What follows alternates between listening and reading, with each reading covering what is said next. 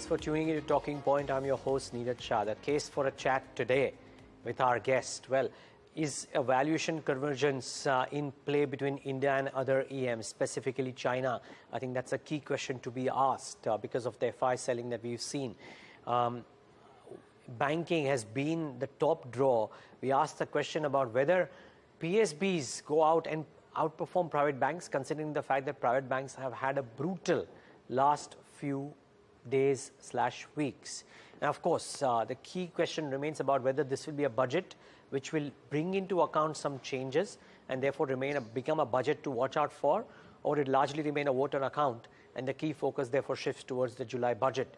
I think all of these questions become very important in light of the fact that we've had a bit of a corrective move in the market and rises are being sold into. Our guest today is Harsha Upadhyaya, CIO of Equity, President Kotak Mahindra AMC. Harsha, great having you. Thanks for taking the time out. I hope all is well.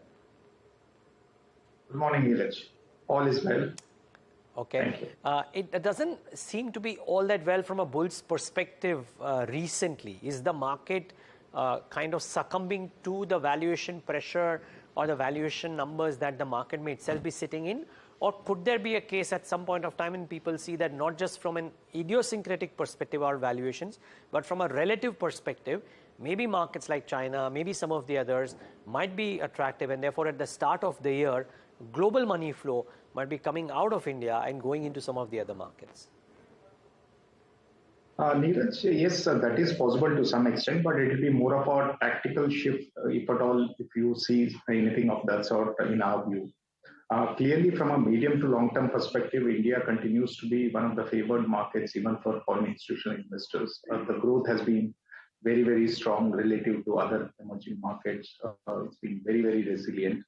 And we are also less dependent on global growth. So to that extent, in a scenario where global growth is still sluggish, people would have more confidence on Indian growth continuing at current pace.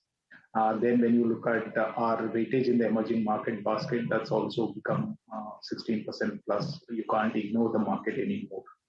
And if you simply talk about valuation premium, India has always traded at a premium to many other emerging markets. Yes, these days the valuation premium has inched up even further.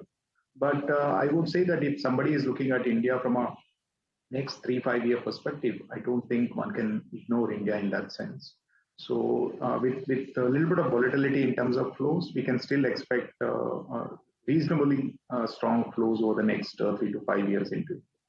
So, Harsha, would you reckon that, I mean, there's a statistic that we have, the math that we've done at about 19 and a half times FY25, India, not an absolute basis, you could argue to be in line with long-term averages, recent long-term averages, if you will, but on a relative basis, much higher than the single-digit numbers for Bovespa or China or some of the others. So therefore, you saying that could usher in some near-term volatility, but the longer-term flows might still continue to come into India because of the growth picture. That's exactly what I'm trying to say. If you look at India, I think there is not only strong growth, but also a steadiness in terms of that expected growth, which is unlikely in many of the other markets that you mentioned because of the focus they have on the commodities and which are in tune, dependent on global growth, etc. And also our return ratios have been very, very strong compared to many of these markets. So it's just not about growth, but also the quality of growth that we are exhibiting in the recent times. And everyone knows that the policy push that's coming from the government is also making sure that the current growth rate not only continues, but possibly improves as well over the next few years. So given all these things, very unlikely that the long-term money will shy away from India for a long time. Yes, there will be points of time where people would be worried about relative valuations, absolute valuations, etc. But as I said, over the block of next 5 years, we should be getting more money than what we have got in the past 5 years. Now, Harsha, a part of it also has to do with the fact that FDIs like yourself have been large investors all through 2023. I would love to understand what have you done in the last couple of months? I mean, tactically, were you sitting on a bit of cash? Are you starting to deploy it if you were sitting on cash, or are you fully invested? And what's your stance? Because we are clearly seeing FI selling continue in some fashion into January as well, even as DIs have been buying. The latest numbers of the FI sell numbers are also very high. So I would love to understand, as a large domestic institutional investor, what has your stance been? Has it changed with the turn of the year? Niraj, our stance will always be driven by what happens to our fund flows from our investors. So we have been receiving flows from domestic retail investors for the entire 2023, and it still continues as we speak in 2024. So to that extent, as flows are coming in, we would have to look for opportunities to invest. As a policy at Kotak Mutual Fund, we do not keep for too much of cash in the funds, because the understanding is very clear. The moment the investor has put in money, he has taken a decision to invest in equity market. So to that extent, we may keep a little bit of cash to manage our liquidity and take time in terms of deploying once the money comes in. But it's not that we are going to build cash if we are negative on the market or if we are worried on the valuations. We will look for sectors and pockets where there is a bit of relative comfort in that sense, and try to invest there. So if you look at our stance in the last couple of months, we have been a little cautious on mid and small caps, while they have done quite well, not just in last 2 months, but over the last couple of years as well. We believe that the relative valuation comfort is more in large caps. So to that extent, wherever the mandate allows, we are building a little bit of large caps rather than mid and small caps. But there are also strategies such as mid cap fund or a small cap fund, where by mandate, we need to be in those categories predominantly. And if the flows come into those categories, then we have no choice but to invest in the same categories. Got it. So flows, Harsha, to be fair, have been very high at the broader end of the spectrum as well. So how have you then gone about choosing choosing the men from the boys from a performance perspective? Because we've seen the markets price some of the promising growth stories, yes, at egregious valuations as well. So I'm just trying to understand, how have you managed in such an expensive broader end of the spectrum market to deploy or put some money to work? Well, it's been quite challenging, especially the year 2023. Look at the overall mutual fund industry in the mid and small cap categories. Most of the active funds have seen a challenge in terms of beating the market. And that's purely because of the reason that you mentioned. The broader end of mid caps, the broader end of small caps have done much better than the overall market or overall mid and small cap segment. So to that extent, if you're not comfortable on valuations in any of those pockets, and still if you want to invest, that becomes a difficult decision. And as a policy at Kotak Mutual Fund, we are very, very fundamentally focused, and we do not chase momentum. We would rather take that underperformance in our stride and try to build a portfolio from a medium to long-term perspective, which is not only fundamentally sound, but also has some bit of valuation comfort. So that's how we have gone about. And in this market, as you go down the market cap curve, as you go down the liquidity curve, the speculation has been rampant. And not all of the stocks have gone up just because of the fundamentals. They've also gone up because of various other issues. So to that extent, yes, it's been a challenge to deploy money in mid and small caps. But that's how each market phases. And to that extent, we have to be cautious in terms of the current valuations, and also look at possible ways to manage that volatility. Okay, let's talk about some of these pockets. So, for example, yesterday we were talking about the egregious valuations that some of these PSUs, and we identified rail PSUs as a pocket to talk on, but we've seen a clutch of these PSUs move up. Now, I would love to understand, what is your overarching stance been on PSUs per se?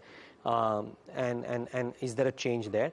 And two, specifically on some of these pockets, like railways, for example, high promise of growth, large allocation in the budget to that pocket, enough announcements there, but egregious valuations in select cases. Niraj, for us, ownership is not the only determining factor. We look at the business first, then at the management, and then finally the filter is always valuations. So to that extent, we have always looked at companies from these three lenses. And unless we are comfortable about the business and management, we will not go to the third stage, which is of valuation. So just because something is very cheap or very attractive on valuations, if the business is not fundamentally sound or is not scalable, then we will not as a stock. Similarly, if we are not confident on the management in terms of alignment, the minority shareholders, then also we don't enter into those businesses. So as far as PSUs are concerned, by and large, the valuations were very, very attractive to begin with. And that has been the case for most of the PSU companies, even in the past. But as I said, that's not the starting point. For us, we have to be comfortable about the businesses as well. So within PSUs, wherever we have believed that there is a resilience in terms of the business model and they can deliver growth on a sustainable basis over the medium to long term, we have evaluated and we have taken position in many of those PSUs. So that's how we go about it. We just don't decide whether to invest at the ownership level, as in whether to tilt towards private sector or towards the public sector. That's not the way we would go about it. Okay. So railways, Harsha, just trying to understand. Did you like that pocket, or even if you like the pocket, are valuations expensive? We believe valuations are clearly expensive in this pocket, while the medium-term growth is very, very attractive and a lot more could come in. But most of the current valuations, I would say, will kind of discount the immediate upside or even the medium-term upside in that sense. So one has to be a little cautious here. One has to be looking at probably very, very long term with higher interim volatility if you are investing at current levels. That's how I would see. Okay. Harsha, we're doing a bit of a barbell approach to this conversation. We're talking about the mid caps right now because we were on the topic. I would love to talk to you towards the second half of this conversation on banks and IT too. Since we're on the topic of mid caps and small caps, however, I'll extend this conversation to some of the others as well. Yesterday was a brutal day for rate sensitives in general, real estate in particular as well. Now, most people talk about this being a upcycle which will last for a number of years.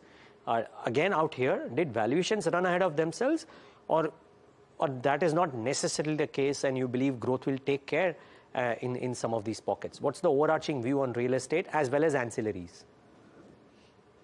Niraj, again, the same view. From a medium to long-term perspective, I think we are definitely in an upcycle in real estate, and that should help most of the allied industries supplying to real estate or getting growth driven by real estate cycle. However, in most cases, the valuations have already discounted most of the short-term upside, as I said earlier as well, in the context of some other sector and some other segment.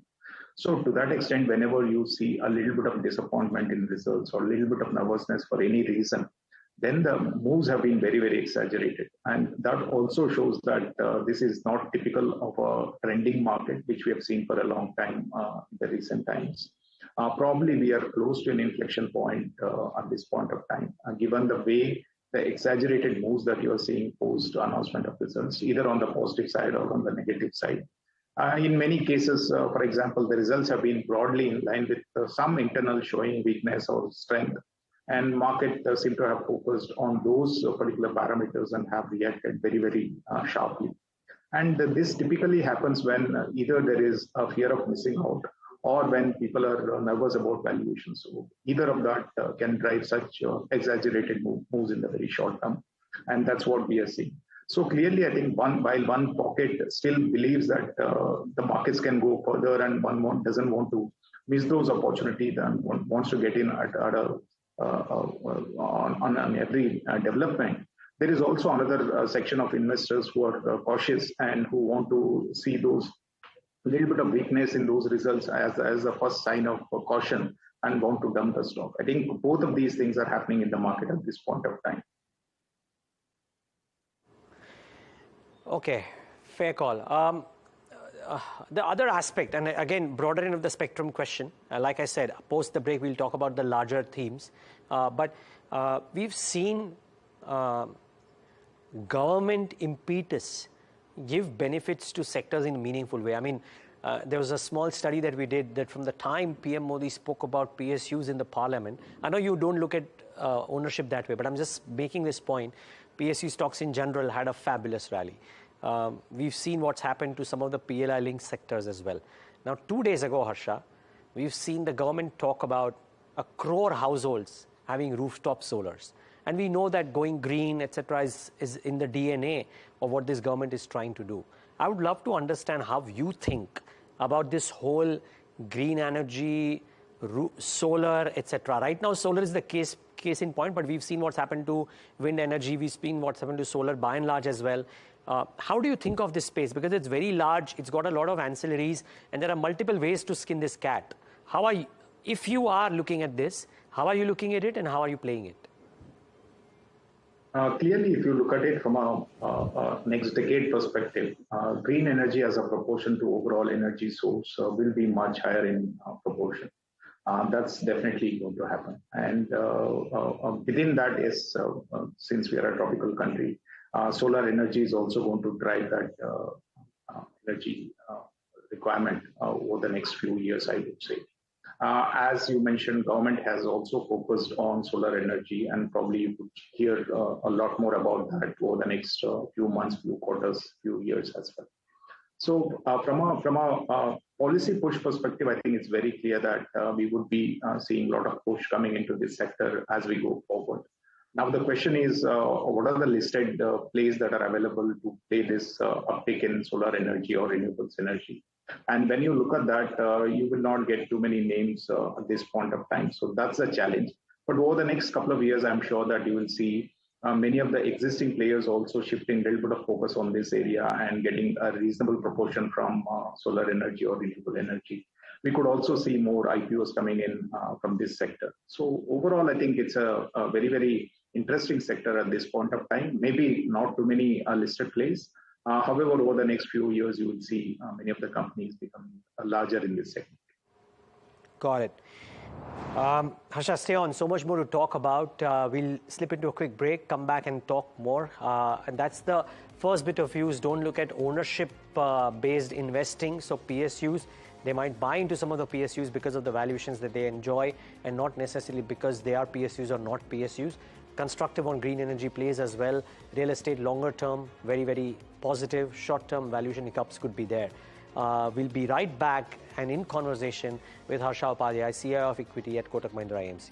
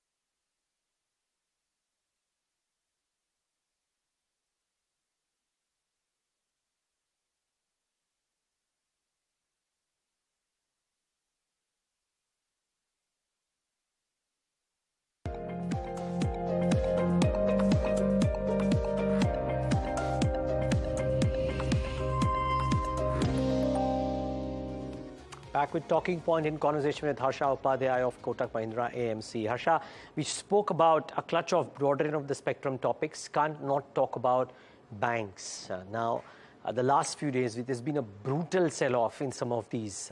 Whether or not the results were okay, not so okay, we're largely seeing a corrective move, say for ICICI Bank. Now, I just want to understand, what's your stance on private banks currently? Because there are question marks around the nature of growth and the profitability or the NIMs over the next 12 months. And the market is paying due cognizance of that. At least the FI seem to be doing that. Niraj, clearly the market focus as far as the private banks are concerned seem to be on the deposit growth or the lack of deposit growth and the pressure that you are seeing on net interest margins. I think these were the talking points even earlier before the results and continue to be the focus areas. For us, it's not come as a surprise. However, the market reaction seems to be very, very exaggerated, as I mentioned. Overall, when we look at the banking sector, we do believe that valuations now give a lot more comfort as compared to many other sectors.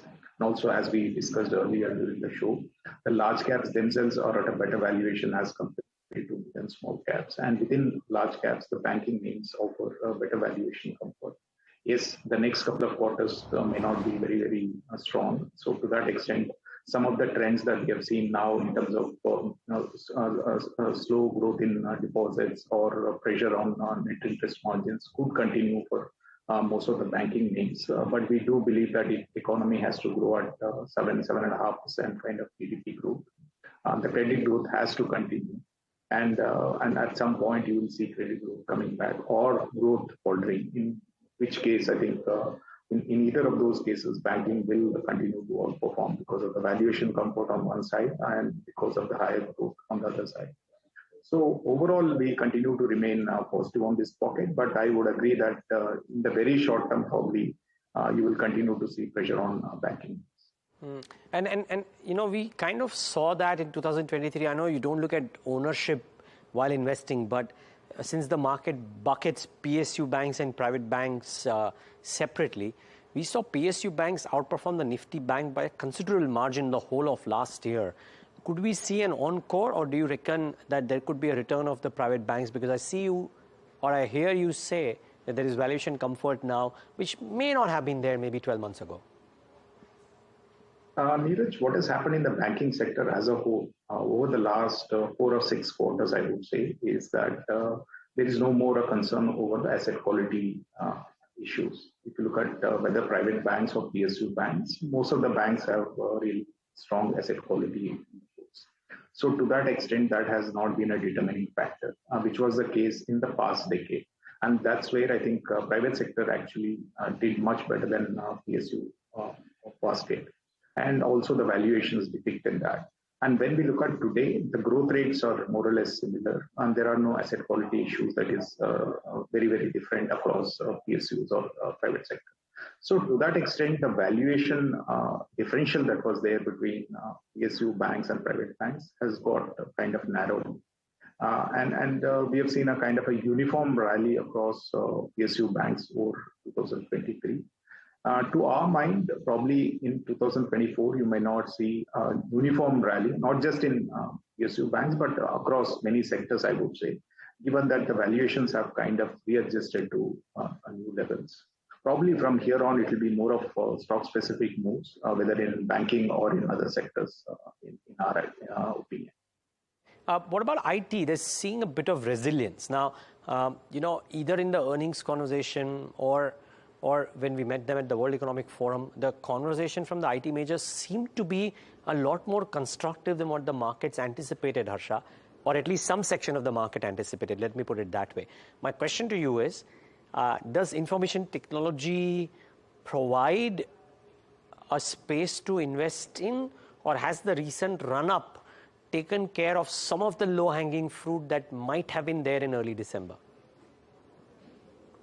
Niraj, clearly the valuations have moved up in the IT sector. Yes, probably at the margin, things have been better than what the market expected, but it's not that growth rates are going to significantly change, at least in the next few quarters. And the valuations possibly have kind of discounted any turnaround that you may see in terms of the growth rates. especially the mid and small cap IT names are probably trading at valuations which are very, very expensive in our opinion, much higher than that of large cap IT names. So to that extent, again, the large cap IT names probably offer better risk reward at this point of time as compared to mid and small cap IT names. And that's where most of our positioning has been across our funds. The subset within that, Harsha, is ER&D, right? And we've seen enough sell-side notes talk about how the predictability of growth there in ER&D might mean that valuations could potentially stay higher, or product companies in mid-cap IT. I mean, we saw what Persistent did yesterday in terms of numbers, etc. I'm not asking you to comment on the stock, of course, but I'm just trying to understand, do you reckon that IT services, large-cap IT could do well? Is there a case for continuing to remain bullish on product companies, stroke ER&D companies, or not quite? See, definitely, when you look at the growth rates of ER&D companies versus the IT services companies, you will see that there is significantly different rates of growth in both those segments. So to that extent, valuation differential is justified. But what is that justifiable valuation differential is the question. And how long can you keep re-rating this basket while not looking at overall market valuations or sector average is another point. So I would say that at higher valuations, obviously, you need to have more comfort on the earnings trajectory. It has to continue at the same expected levels, or it has to be better than what the market is going to expect every quarter. If that happens, the valuations will sustain or probably inch up in some cases. However, if you see any weakness in any of the internals going forward, I don't think there is a cushion in terms of valuation. So earnings delivery from this basket, the growth momentum has to continue, and these will be crucial points to remember. Okay, Harsha, we will leave it at that. Thank you so much for giving us your insights on so many topics today. Much appreciate your time, and thanks for joining on Talking Point. Thank you, Niraj. Have a good day. You too. And well, so that's the sum and substance. I think the last point is very interesting, that when you're looking at ER&D, you got to look at it from a perspective of what the overall valuation of the market is as well before you try and keep on re-rating these companies further. It's a point to ponder over. Well, we've come to the end of this edition of Talking Point. Thanks so much for tuning in. Stay tuned to NDTV Profit for more news and updates.